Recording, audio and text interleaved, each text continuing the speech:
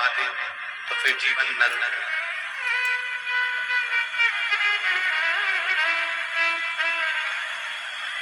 पूरी जिंदगी निकल जाती है मनुष्य की यह जानने के लिए कि हमारा जन्म क्यों हुआ है। कोई आपसे पूछे कि आपका जन्म क्यों हुआ है, किस लिए पैदा हुआ है, किस लिए जन्म,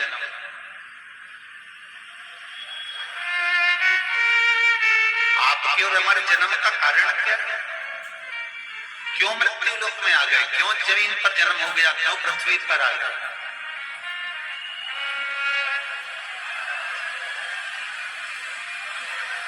इस जन्म का कारण क्या है?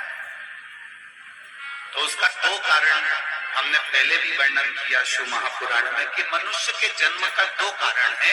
एक पूर्व में किए हुए कर्म का भोग भोगने के लिए और दूसरा भगवान का भजन करने के लिए। यह मानव का शरीर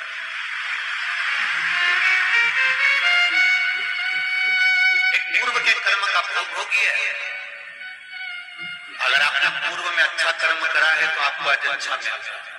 गौ माता को अगर एक रोटी दी है, गौ माता की सेवा करी है, किसी जिसको आप जानते ही नहीं, जिसको आप पहचानते ही नहीं, जिससे आप कभी मिले ही नहीं, उसको यदि तुमने एक लोटा पानी भी पिलाया है, उसका मुंह भी जूता कराया है, तो ये निश्चित है कि हमारा जो जन्म अगला मिला है, इस जन्म में हमें भी कोई ना कोई सुख अवश्य प्रदान है। ये निश्चित है।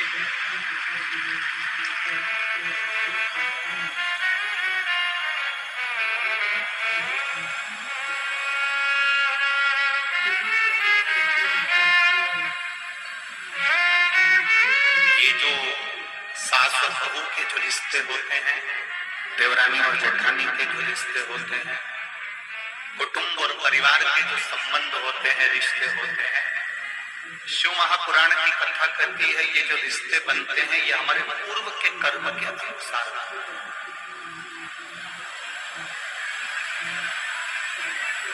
हमने किसी को साथ दिया है, हमने किसी की सेवा करी है, हमने किसी को एक पल के लिए भी अगर अच्छा करा है तो ये निश्चित है वो हमारी बहू बनकर हमारी सेवा 24 घंटे कर देता है। अगर हमने पूर्व में कर्म,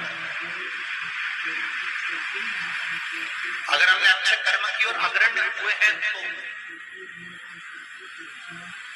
तो उसका फल हमको जरूर मिलेगा। और यदि हमने पूर्व में जो कर्म करा है, पूर्व में अगर किसी का बुरा करा है तो निश्चित है कि आज हमें भी बुरा ही मिलेगा।